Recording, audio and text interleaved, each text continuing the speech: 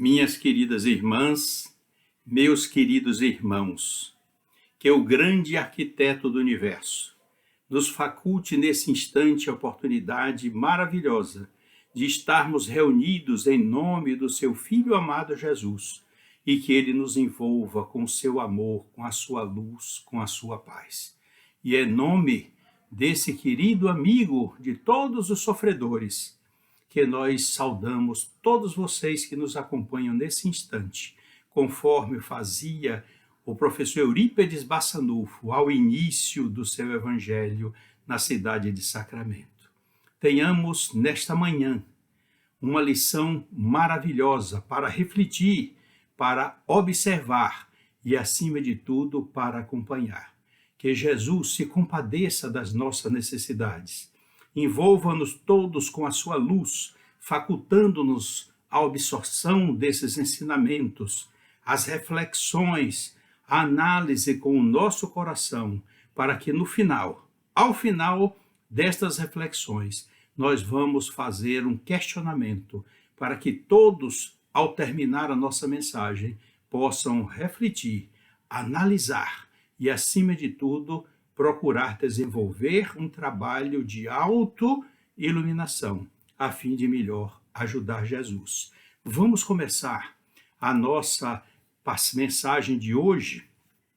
Olha, primeiro aqui como está determinado, o Evangelho segundo o Espiritismo, capítulo 17, com o título Sede Perfeitos.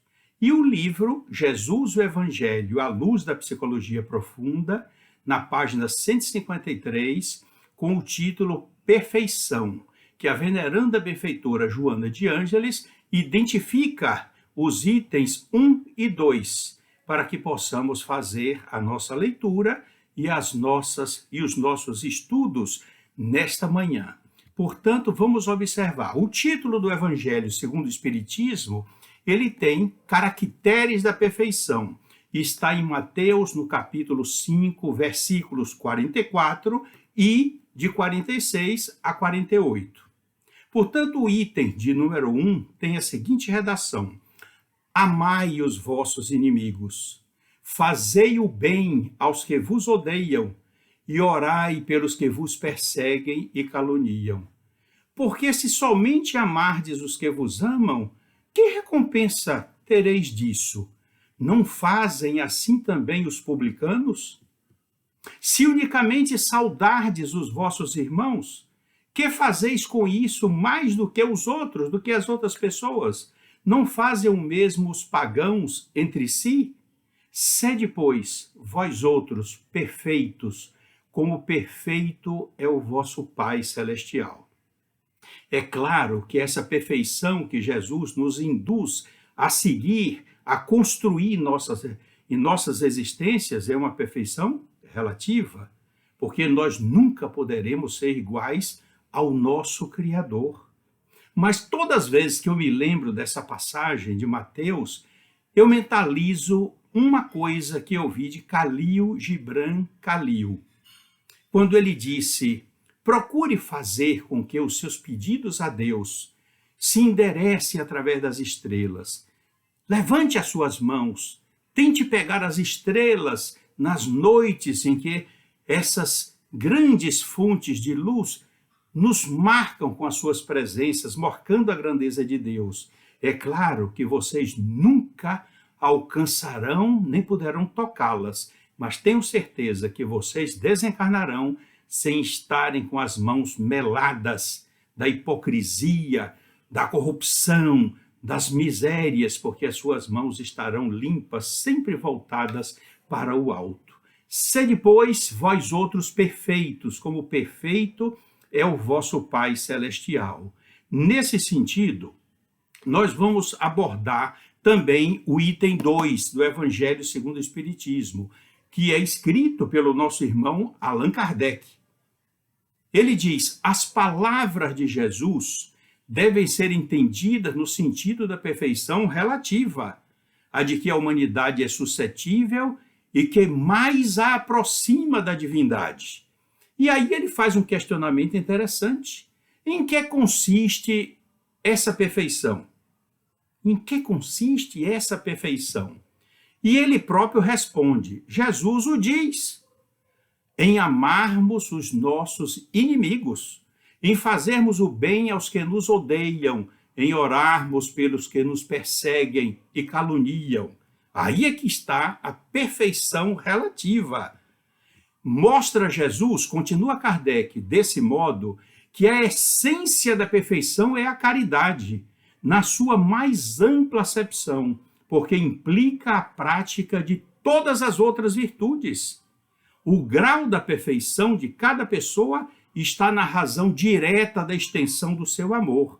Essa frase é linda, para termos um meio de aferição com relação ao grau de perfeição de cada um, inclusive o nosso. O grau da perfeição de cada pessoa está na razão direta da extensão do seu amor. Foi por isso que Jesus, depois de haver dado a seus discípulos as regras da caridade, no que tem de mais sublime, lhes disse: sede perfeitos, como perfeito é o vosso Pai Celestial.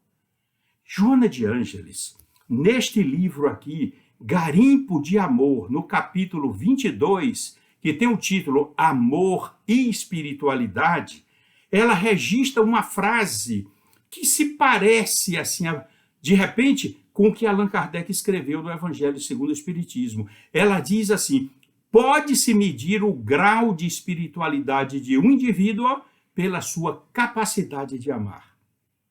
É lindo. Medir o grau de espiritualidade de uma pessoa pela sua capacidade de amar. Que coisa maravilhosa. A professora Amélia Rodrigues, neste livro aqui maravilhoso, Primícias do Reino, na página 126, ela escreve: proclamar e difundir as primícias do reino constituía a ventura de Jesus, a felicidade de Jesus, porque para isso ele viera, viver com o povo, sofrer as aflições do povo, sobretudo esclarecer e libertar o espírito do povo das algemas vigorosas da ignorância. E ela continua: Jesus experimentava, porém, um sofrimento, um sofrimento de elevada potência, porque o povo não o compreendia. Ela identifica como o sofrimento que decorre do amor desdenhado, o amor desprezado. E por isso, por várias vezes, a professora Amélia Rodrigues nos relata que ele chorava, não de dor, não de sofrimento físico, mas ele chorava pela incompreensão do povo em não absorver as lições que ele trazia com tanto amor. Por isso, ela continua, mas nós vamos observar com relação a essas palavras que Jesus muito amava e conhecia totalmente o seu rebanho e as suas reais necessidades, conhecia todas as suas reencarnações, sabia, e por isso o sacrifício que ele realizava naquela missão de sair, como diz a veneranda benfeitora Joana de Ângeles, do sólio do Altíssimo, sólio, quer dizer, ao lado de Deus, como médio de Deus, para vir sofrer o sofrimento alheio, para vir trazer a luz de que todos nós necessitamos. E muitos de nós repudiamos essa luz. Achamos bonita, absorvemos a lição, mas não vivenciamos o seu evangelho, não aplicamos, na hora de aplicar, os valores da matéria nos sufocam. Às vezes o orgulho, a vaidade e o ciúme. Por isso que a veneranda professora Amélia Rodrigues, no capítulo 16, no livro Vivendo com Jesus, é esse aqui, é um livro lindo, Vivendo com Jesus, no capítulo 16. A professora Amélia Rodrigues assim registra: na maravilhosa parábola do semeador, detectam-se 4 tipos de solos que podem ser muito bem a representação das criaturas humanas. E aí ela coloca Jesus como o semeador. E aí que o semeador saiu a semear. a ação de sair na busca do solo que representa cada personalidade, cada grupo de pessoas. O irmão, que daqui a pouco nós vamos falar dele, o padre Antônio Vieira, ele fala que cada tipo de coração humano está representado por um daqueles lugares em que Jesus colocou a figura do semeador, que é ele próprio. O semeador saiu a semear. E o primeiro grupo de sementes caiu à beira do caminho. O segundo grupo de sementes caiu entre as pedras. O terceiro grupo entre os espinheiros. E o último grupo, a semente caiu em terra boa e produziu 100, 60 e 30 por um. Nós vamos agora analisar cada tipo de terreno. O primeiro grupo de sementes que caiu à beira do caminho. Jesus fala que os pássaros do céu vieram e comeram as sementes. O padre Antônio Vieira, ele diz mais, que essas sementes na beira do caminho foram pisadas, foram parcialmente destruídas e os pássaros do céu vieram e a comeram. Mas qual é o pensamento desta nossa irmã Amélia Rodrigues neste livro? Neste livro, ela diz aqui, pessoas existem que ouvem as bênçãos do Evangelho, mas quando chegam os momentos de definição do rumo, da aplicação do seu tempo, as sementes são devoradas pelos abutres dos vícios e os corvos da insensatez. É a simbologia dessa passagem. A segunda parte das sementes caiu entre as pedras, e havia pouca terra, como disse Jesus, e sem profundidade as sementes germinaram um pouquinho, mas o sol as queimou e elas secaram. A comparação que a veneranda benfeitora, a professora Amélia Rodrigues nos faz é a seguinte: outras pessoas se caracterizam pela rudeza. Olha a semelhança com as pedras, se caracterizam pela rudeza, pela maneira grosseira como se comportam, recordando solos pedregosos. Os sentimentos patológicos ardem dentro desta pessoa como o sol. Falta de adubo da ternura e do amor. E por isso as sementes secam. A outra que caiu entre espinheiros é interessante. Jesus diz que as sementes foram abafadas pelos espinheiros, foram asfixiadas e morreram. As plantinhas não conseguiram evoluir. A professora Amélia Rodrigues faz uma comparação interessante. São almas angustiadas, assinaladas pelos espinhos do desconforto moral em que vivem. Tentam a autorrenovação. Quando se pensa que houve transformação moral e espiritual, as emoções perversas tomam conta da plantação da ternura e da bondade, asfixiando. Nós devemos sempre lembrar que essas sementes são as palavras de Deus. Todas elas são ótimas, excelentes, da melhor qualidade que Jesus oferece para todos nós. Então, são sementes de ternura e de bondade para que elas sejam germinadas em produção de frutos de amor e de caridade. E a última parte, a semente que caiu em terra boa. As sementes produziram frutos, dando 100, 60, 30 por um, conforme Mateus registra que Jesus teve dito. E a professora Amélia faz a seguinte consideração: existem pessoas que se encontram preparadas para a implementação do Evangelho, para a vivência do bem. Sacrificam-se em favor da oportunidade que lhes é reservada, dedicando-se com abnegação ao trabalho de preservar e de produzir o bem. Os que representam a terra boa tornam-se apóstolos do amor e missionários da esperança, abrindo caminhos em matagais para que se instalem as edificações do reino de Deus e nunca desfalecem.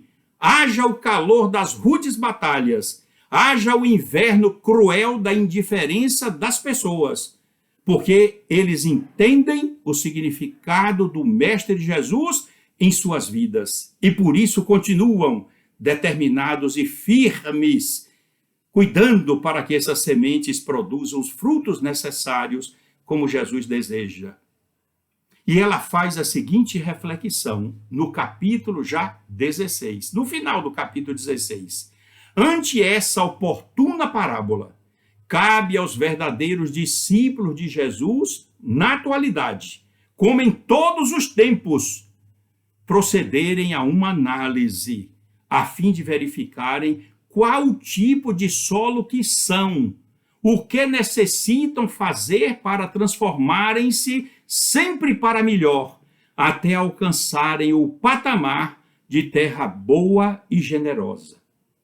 E seguindo os conselhos da professora querida Amélia Rodrigues, cada um de nós deve verificar isso. Jesus está lançando as sementes através do seu evangelho.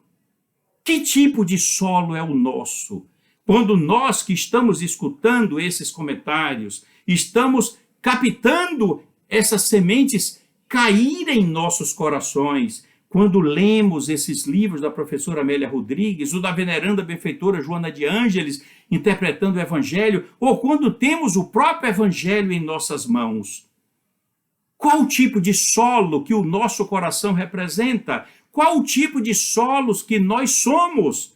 Será que somos aqueles da beira do caminho que nos deixamos vencer pela preguiça, pelo orgulho, pela vaidade? Será que somos aquele solo que representa o solo pedregoso, devido à nossa rispidez no trato, devido à nossa intemperança, à nossa inconstância, que não conseguimos nos transformar através da paciência, da tolerância, da humildade?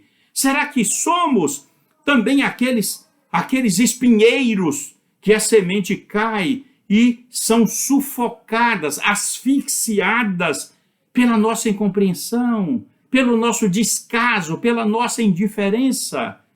Ou seremos aquela terra boa, que produza 30 por 1? Ótimo, eu sou terra boa, você é terra boa, podemos nos considerar assim, mas é preciso que identifiquemos que há solos que produzem 60 por 1. Então nós vamos trabalhar mais, nós vamos enxugar mais lágrimas, nós vamos fazer mais o bem que estiver ao nosso alcance para podermos produzir 60 por 1. E quando tivermos já chegando isso, não, a meta é 100 por 1. Nós vamos homenagear Jesus trabalhando mais, renunciando aos nossos interesses egóicos, e vamos observar aqueles que estão sofrendo, aqueles que estão chorando, aqueles que estão passando necessidades, principalmente nesse momento de pandemia. Quantos estão sofrendo? Por isso devemos fazer essa análise todos os dias para verificar como nós somos, como nós estamos procedendo, como nós devemos proceder. No livro, no sermão da 60ª, que está aqui nesse livro, Seleção de Sermões do Padre Antônio Vieira, nós vemos aqui uma passagem muito bonita. É o chamado Sermão da 60ª, que foi pregado na Capela Real de Lisboa, em Portugal, no ano de 1655. E o título desse sermão é em latim: Semen est verbum Dei. A semente é o verbo de Deus, que foi proferido pelo padre Antônio Vieira. No último curso que nós fizemos com o professor Reinaldo Polito, numa revisão de oratória, ele nos recomendou a todos os seus alunos que lessem esse sermão da 60ª, que era uma verdadeira aula de oratória, de procedimento, de como nós deveríamos proceder, principalmente que ele registra a semeadura da palavra de Deus. Ele diz claramente no início do seu sermão: os espinhos, as pedras, o caminho e a terra boa em que o trigo caiu são os diversos corações dos homens. A professora Amélia diz que são todos os seres, são todas as pessoas, mas ele centraliza os espinhos, as pedras, o caminho e a terra boa em que o trigo caiu, as sementes do trigo, o trigo como semente, são os diversos corações dos homens. E no final, ele tem parte do sermão muito emocionante, quando ele registra aqui: se a palavra de Deus é tão poderosa, se a palavra de Deus tem hoje tantos pregadores e oradores, por que só vemos tão poucos frutos da palavra de Deus? E nós vamos refletir isso que ele falou em 1655. Se a palavra de Deus, que são as sementes que Jesus espalhou através do seu evangelho, é tão poderosa, se a palavra de Deus tem hoje tantos pregadores, por que só vemos tão poucos frutos da palavra de Deus? E aí nós refletimos, por que o mundo tem tanta miséria, tem tantas guerras, tem tanto ódio, tem tanta violência, tem tanta fome? E a veneranda benfeitora Joana de Ângeles, em um dos seus livros, ela assevera, não em tom de melancolia nem de tristeza, mas uma lamentação velada, estimuladora para nós procedermos a nossa semeadura melhor. Hoje, o mundo tem muito mais fome de amor do que de pão. E é nesse sentido que nós poderemos desenvolver o nosso trabalho, fazendo cada vez uma semeadura melhor, observando o que Jesus recomenda. Observemos que dos quatro grupos de sementes que foram lançados, 3 dos grupos foram perdidos à beira do caminho, entre as pedras, entre os espinhos. Só uma parte caiu em terra boa, mas todas as sementes representam a palavra de Deus. Todas as sementes são as melhores coisas que Deus enviou, deu a missão a Jesus para, através desse coração grandioso de Jesus, onde abunda o amor de misericórdia, o mundo possa receber esses valores. E, no entanto, no exemplo que Jesus contou da parábola do semeador, que é uma verdade que nós conhecemos, é a realidade identificada em 1655 pelo padre Antônio Vieira, e agora, recentemente, em 2012, está aqui, pela irmã Amélia Rodrigues, através do irmão Divaldo Franco. Se a palavra de Deus, como diz o padre Vieira, é tão poderosa, e se a palavra de Deus tem hoje tantos pregadores, divulgadores, muitas lives em todo o canal do YouTube no Brasil inteiro, tantos pregadores espíritas, evangélicos, católicos, por que só vemos tão poucos frutos da palavra de Deus? É isso a nossa reflexão desta manhã de segunda-feira. Então, neste livro, no capítulo 10, a professora Amélia Rodrigues, a Vivendo com Jesus, ela escreve uma frase também que me tocou a alma. Jesus é o grande restaurador da humanidade, mas cada espírito tem o dever de permitir-se o trabalho de autorrenovação em favor da própria felicidade. O autoconhecimento é indispensável, principalmente nessa verificação. Que tipo de solo é o meu? O que é que esse solo todos estão recebendo? As sementes lançadas por Jesus é a palavra de Deus, é a semente divina. Qual o tipo do meu solo? Qual o tipo do meu coração que esta semente está caindo? Qual é o fruto que eu estou produzindo? Qual é a germinação que eu estou favorecendo nesse estágio das nossas vidas que queremos ter sucesso na nossa reencarnação? Quais são os frutos que nós estamos produzindo? Por isso que eu trouxe hoje para vocês aqui, para essa despedida, uma passagem das mais reflexivas do nosso Evangelho. É uma passagem que tem um título aqui, Uma Realeza Terrestre, assinado por uma rainha de França.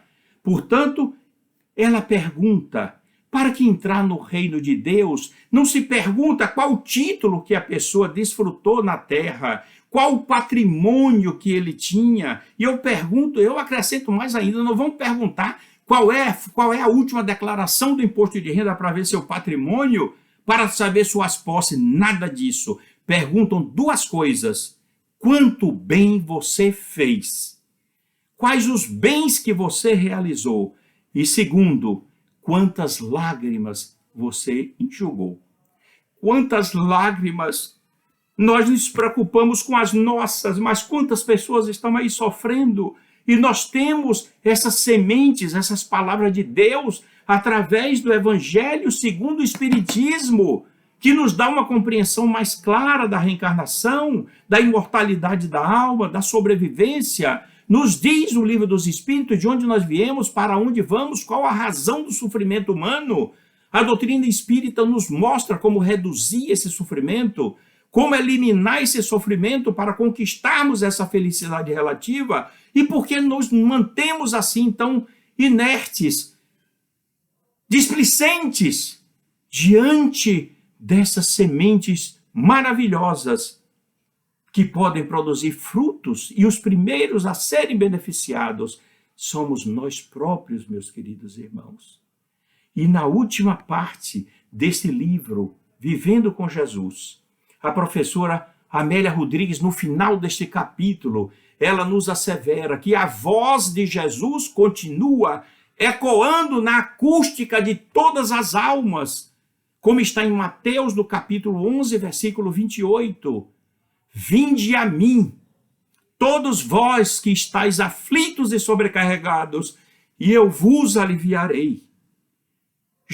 Amélia Rodrigues então escreve, a querida professora, é necessário, porém, ir a Ele, ir a Jesus, sair desse estado de inércia, de ação, para que possamos ir a Jesus. Sim, Ele nos proporcionará um alívio, nos dará forças para continuarmos regando essa semente, adubando com o nosso amor, com a nossa dedicação, com a nossa humildade, com a nossa simplicidade, que é o mais importante nas nossas vidas, para que possamos efetivamente continuar sendo dignos e merecedores de sermos representantes de Jesus, quando levarmos essas dádivas para aquele que está necessitado, está no Evangelho. Quando nós fizermos isso, é como representantes da divindade de Deus, levando o alívio para essas pessoas, através da sustentação da nossa fé e da coragem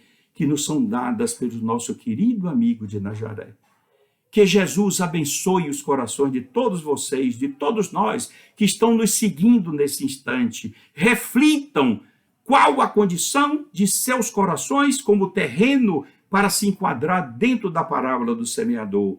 E procurem, promovam imediatamente uma mudança a partir de hoje, a partir de agora, para que vocês passem a realizar mais bem, passem a enxugar mais lágrimas, passem a realizar em nome dele, que amava todos os sofredores, e foi o amor não amado, como disse a veneranda benfeitora Joana de Ângeles, nunca deixou de nos amar, mas foi muito pouco amado. Que esse amor, que é Jesus, amor coagulado de Deus, nos faculte sempre a oportunidade do trabalho de redenção. Que não nos encolhemos as nossas mãos, e mesmo como Paulo, com os joelhos desconjuntados, as pernas doídas, o cansaço, não podemos nunca negar, socorrer um sofredor, atender ao apelo daquele quem chora, servindo como intermediário de Jesus, para que a terra se transforme de um planeta de expiação e provas para um planeta de regeneração. E ele precisa do nosso concurso. Ele poderia fazer tudo sozinho, mas deu o exemplo de atrair, de identificar 12 apóstolos para o ajudarem na disseminação da palavra que ele trouxe com todo o amor que ele podia comportar no seu coração, que é ilimitado nas suas dimensões. Um o traiu, o outro negou 3 vezes e 10 o abandonaram. Menos João, que ficou até o fim no pé da cruz. Que sejamos nós a representatividade de João Evangelista, para que possamos estar sempre ao lado de Jesus, porque estar ao lado dos sofredores, o lado de quem precisa, de quem chora, é estar ao lado de Jesus. Por isso, rogamos ao querido imitador, o imitador mais perfeito de Jesus, como nos diz a veneranda benfeitora Joana de Ângeles, que foi São Francisco de Assis, que ele nos transforme a todos um modelo de paz, de amor e de luz, para podermos homenagear Jesus. Que o querido Rabi Galileu plenifique o lar de vocês, os corações de vocês, o sonho de vocês, com muito amor, com muita paz e muitas alegrias. Deus os abençoe, meus queridos irmãos, hoje e sempre.